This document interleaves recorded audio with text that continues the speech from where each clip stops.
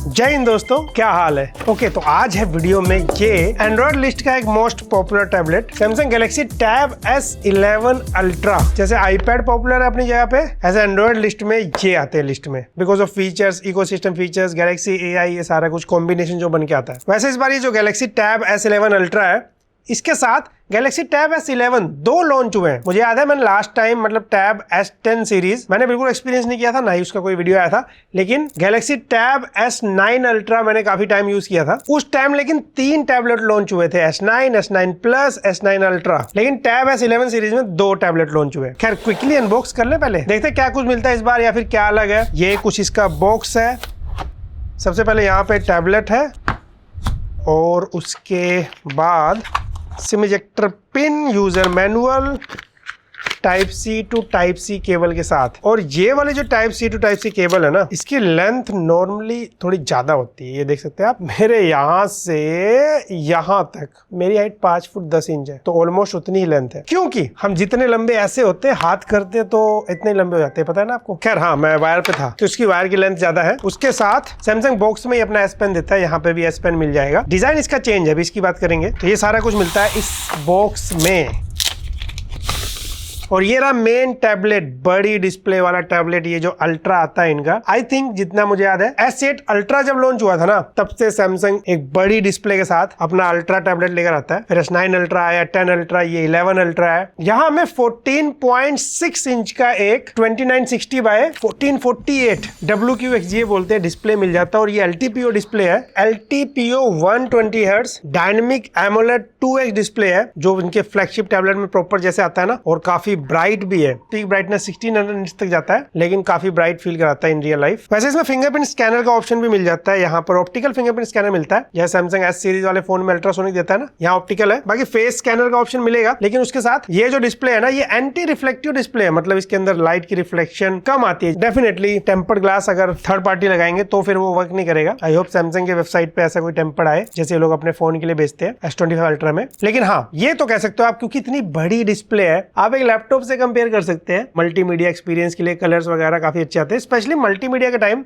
2-3 लोग भी देखते हैं तो मिनी टीवी वाला एक्सपीरियंस दे देता है। खैर यहाँ पे स्पीकर जो है ना, वो भी काफी अच्छे वाले हैं। क्वाड स्पीकर है, बट इन रियल वर्ल्ड जो लाउडनेस है वो काफी अच्छी है।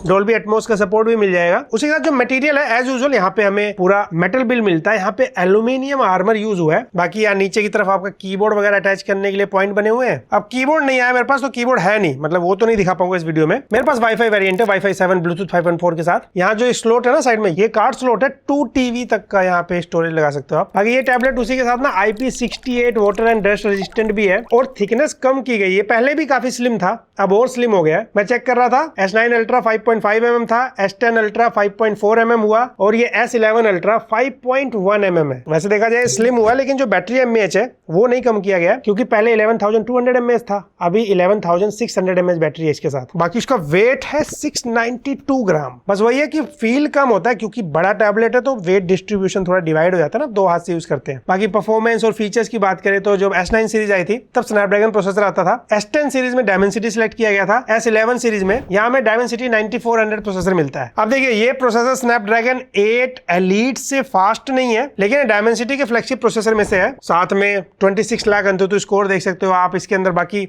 LPDDR5X रैम है, UFS स्टोरेज भी फास्ट वाला UFS 4। तो हाँ, यहाँ पे टैबलेट वैसे आपको पूरा फास्ट फील कराता है, स्मूथ फील कराता है। और यहाँ एंड्रॉइड 16 मिल जाएगा, जाहिर सी बात है, लेटेस्ट One UI 8 के साथ। और लॉन्ग सॉफ्टवेयर अपडेट 7 साल यानी कि 7 years ऑफ सॉफ्टवेयर अपडेट मिल जाएगा। बाकी मल्टीटास्किंग के लिए देखिए, ये एक बड़े साइज का टैबलेट है। इनका जो टैब S11 आता है वहाँ 11 इंच डिस्प्ले है, तो डिपेंड करता है जिसकी जैसी रिक्वायरमेंट हो। क्योंकि ये डिस्प्ले बड़े साइज की है, तो हाँ, मल्टीटास्किंग जब आप करते हो बड़ी विंडो के साथ, और 3 एप्लीकेशन को स्प्लिट स्क्रीन में रख सकते हैं, उसे किसी भी तरीके से अलग अलग रिसाइज कर सकते हैं। तो यहाँ पे 3 स्प्लिट स्क्रीन में, या फिर आप चाहे 3 एप्लीकेशन को पॉपअप विंडो में ओपन कर सकते हैं। Total 6 application. जाहिर सी बात है, इस तरह से 6 एप्लीकेशन आप यूज नहीं करोगे, तो मैं दिखा रहा हूँ क्या कर सकते हैं। तो इस डिस्प्ले पर जाहिर सी बात है मल्टीटास्किंग करने में काफी इजी तो रहता है, स्पेशली अगर आप कीबोर्ड वगैरह अटैच करके इसको रख लेते हैं, या फिर एक्सटर्नल कीबोर्ड माउस भी लगा सकते हैं आप। बाकी उसी के साथ मल्टीपल जो सैमसंग के इकोसिस्टम फीचर्स मिलते हैं वो तो मिलते ही हैं। वैसे ये वाला फीचर पहले इनके ब्राउजर में काम करता था, जो सैमसंग ब्राउजर है, कि आप फोटो को सीधा ड्रैग एंड ड्रॉप कर सकते हैं। जैसे कुछ नोट्स रेडी कर रहा हूँ तो फोटो या आर्टिकल का कुछ भी टेक्स्ट ड्रैग एंड ड्रॉप कर लिया। ये अब क्रोम में भी काम कर रहा है। बाकी मल्टी कंट्रोल ऑप्शन में जैसे अगर आप कीबोर्ड माउस यूज करते हैं, अगर आपके पास सैमसंग का स्मार्टफोन है तो आप अपना कीबोर्ड या फिर माउस स्विच कर सकते हैं टैबलेट या स्मार्टफोन के साथ, या फिर जैसे अगर आप नोट्स वगैरह बना रहे हैं तो वहां से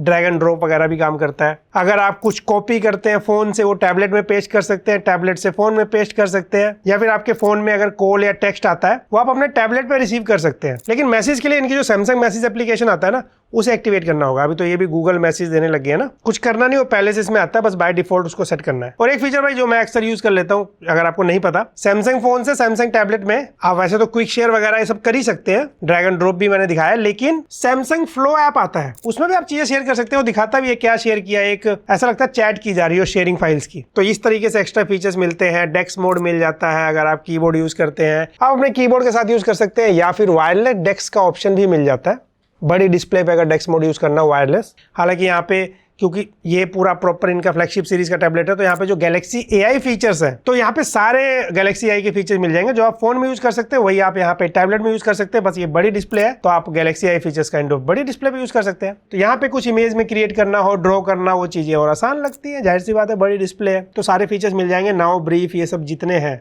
बताए गए आपको, उसके लिए कुछ भी वीडियो देख लीजिएगा आप गैलेक्सी AI की, तो आइडिया लग जाएगा। तो इस तरह से मल्टीपल फीचर मिल जाते हैं। अलग से ऑप्टिमाइज भी किया जाता है UI को टैबलेट के लिए, कुछ फीचर जैसे मैंने बताया, या फिर जैसे रिसेंट एप्लीकेशन में रिसेंट ऐप तो दिखाता ही दिखाता है, लेकिन यहाँ पे आप डेस्कटॉप अलग अलग ऐड कर सकते हैं। जैसे आप लैपटॉप में ऐड करते हैं कुछ उस तरीके से, तो उस पर आप अलग अलग काम कर सकते हैं। और डेस्कटॉप मोड में आपकी एप्लीकेशन डेस्क मोड की तरह शो करती है, मिनिमाइज करना हो, रिसाइज करना हो, नीचे टास्क बार भी आ जाएगा, जैसे डेस्क मोड काम करता है। बाकी जो S Pen मिला इस बार बॉक्स में, इसका डिजाइन बदल चुका है, इसका शेप पेंसिल की तरह कह सकते हैं, इस पे जो पैटर्न बने हुए हैं, थोड़ा पतला भी हुआ पहले से। और जैसे पहले इनके टैबलेट में क्या होता था, आप S Pen को यहाँ बैक साइड एक मैग्नेट होता था, वहां पे जाके अटैच होता था, और इनका जो कवर आता था उस कवर में शेप बनी होती थी, उस कवर से ढक जाता था S Pen। तो S Pen ना सेफ रहता था उसके अंदर, एक तरीके से मुझे बड़ा अच्छा लगता था फीचर। अभी ये वहां अटैच नहीं होता, यानी कि इसके कीबोर्ड जो आता होगा वहां पे भी ऐसा कुछ बना नहीं होगा शेप, अभी ये साइड में अटैच होता है कुछ इस तरीके से, जैसे iPad वगैरह में होता है। आप चाहे तो अपोजिट साइड भी इसको अटैच कर सकते हैं, लेकिन मेन जो पोजीशन है उसकी यही है प्रॉपर तरीके से। और एक और चेंज है कि इस बार S Pen में ब्लूटूथ फंक्शनैलिटी को हटाया गया, जस्ट लाइक S25 अल्ट्रा के S Pen में ब्लूटूथ फंक्शनैलिटी हटाया गया। लेकिन हाँ, यहाँ पे भी इस टैबलेट के साथ जो आपको S Pen मिल रहा है, जैसे पहले था पाम रिजेक्शन के साथ आता है, और ये कंफर्टेबल भी लगेगा आपको पकड़ने में। बाकी हाँ, अभी भी फिजिकल बटन जैसे था यहाँ पे अभी भी मिल जाएगा। एयर कमांड का ऑप्शन मिल जाता है। इनफैक्ट अगर टैबलेट लॉक है, आपने एक बार टैप किया और उसके बाद इस पे लिख सकते हैं। तो ब्लूटूथ वाले ऑप्शन को छोड़ के जितने बाकी फीचर्स थे वो सारे काम करते हैं। तो इस बार कुछ ऐसा है। बाकी यहाँ पे ना क्लिप स्टूडियो का 6 मंथ का फ्री सब्सक्रिप्शन मिल जाता है। क्लिप स्टूडियो मैं या बहुत सारे लोग नहीं यूज करते, जो लोग क्रिएटिव लोग होते हैं, ड्रॉ करते हैं, उनके लिए होता है। वो एक अलग लेवल का एडवांस टूल है जो लोग यूज करते हो। बाकी उसके अलावा गुड नोट्स काफी पॉपुलर नोट्स एप्लीकेशन है, उसका 1 साल का सब्सक्रिप्शन मिल जाता है। लेकिन ये भी सच है, सैमसंग का नोट्स एप्लीकेशन अगर आपने एक्सपीरियंस किया है, डिफरेंट ब्रांड अपना नोट्स एप्लीकेशन देते हैं, लेकिन सैमसंग के नोट्स एप्लीकेशन में ऑलमोस्ट जितने फीचर्स चाहिए, तो सैमसंग नोट्स में मल्टीपल फीचर है, इंक्लूडिंग AI या फिर स्टिकी नोट्स का ऑप्शन मिल जाता है। हर किसी के यूज का बहुत सारे फीचर्स पहले से होते हैं, तो और वो फ्री भी होता है, सभी में मिलता है साथ में, तो वो तो यहाँ पे भी मिलेगा, जाहिर सी बात है। तो ये सारा कुछ मिलता है। बाकी अगर हाँ, कैमरा की बात तो रही गई, पीछे यहाँ पे 2 कैमरा मिलता है, 13 मेगापिक्सल मेन है, 8 मेगापिक्सल अल्ट्रा वाइड कैमरा मिलता है टैबलेट में। हालांकि अल्ट्रा वाइड एंगल कैमरा की इतनी जरूरत नहीं होती एक्स्ट्रा, लेकिन दे रखा है यहाँ पे। और एक फ्लैश मिलता है, फ्लैश की जरूरत होती है नोट्स वगैरह क्लिक करने के टाइम कई बार। बाकी फोटोज आप नोट्स क्लिक करिए, जो बाकी फोटोज जिस तरीके से काम होता है टैबलेट का, वो बढ़िया तरीके से कर लेगा। अब फोन से थोड़ी कंपेयर करेंगे आप इसकी फोटोज को, टैबलेट उस तरह से नहीं काम बनाए जाते, लेकिन वैसे अच्छी फोटो 4K वीडियो वगैरह भी रिकॉर्ड कर लेता है। लेकिन उसके साथ जो आप सेल्फी कैमरा देखेंगे, यहाँ पहले मुझे याद है एक अलग से कटआउट होता था, शेप अलग था, वहां 2 कैमरा होता थे। लेकिन अभी टैब S11 अल्ट्रा में आप देखो शेप अलग है, क्योंकि यहाँ पे एक सिंगल 13 मेगापिक्सल सेल्फी कैमरा, ये अल्ट्रा वाइड एंगल कैमरा की तरह लेकिन काम कर लेता है। और यहाँ भी फीचर्स आपको ऑटो फ्रेम वगैरह का मिल जाता है। ओवरऑल बढ़िया टैबलेट होता है ये। बस वही है, S सीरीज की जो प्राइसिंग होती है टैबलेट, प्राइस देख सकते हो आप। ये वाईफाई वेरिएंट में 12GB रैम 256GB से स्टार्ट होता है, 1,10,999 रुपीज प्राइस है इसका। और साथ में हाईयर वेरिएंट भी आता है, प्राइस यहाँ दिखा रहा हूँ मैं आपको। और जो 5G वेरिएंट है, ये आपका 12,256 के साथ स्टार्ट होता है 1,24,999 रुपीज से। 10,000 रुपीज का इस पे कार्ड डिस्काउंट है, तो वाईफाई वेरिएंट आप कह सकते हो कि 1 लाख रुपीज के आसपास मिलता है। तो इस रेट में बहुत सारे लोग लैपटॉप लेते हैं, बहुत सारे लोग टैबलेट लेते हैं, जिसकी जैसे रिक्वायरमेंट हो। मार्केट में ऑप्शंस है, ये एक प्रीमियम सीरीज प्राइसिंग का टैबलेट रहा है इनका एस सीरीज, वैसे ही कुछ है जहाँ पे मल्टीपल इकोसिस्टम फीचर्स मिलते हैं, गैलेक्सी आई फीचर्स मिलते हैं और एक बड़ी सी डिस्प्ले जो कि मल्टीटास्किंग या फिर मल्टीमीडिया के टाइम एक अलग एक्सपीरियंस देता है। ये सारा कुछ था इस बार टैब S11 अल्ट्रा में। आपको कैसा लगा, क्या कहना चाहेंगे इसके बारे में? कोई एस सीरीज का कोई टैबलेट एक्सपीरियंस कर रहा हो, पुराना वाला है, उससे पहले वाला, जो भी है, कमेंट सेक्शन में एक्सपीरियंस बताइए। जो भी इकोसिस्टम फीचर्स आप यूज करते हो वो कमेंट करके बताइए। वीडियो पसंद आए लाइक से सब्सक्राइब करिए। मैं मिलता हूं आपसे अगली वीडियो में।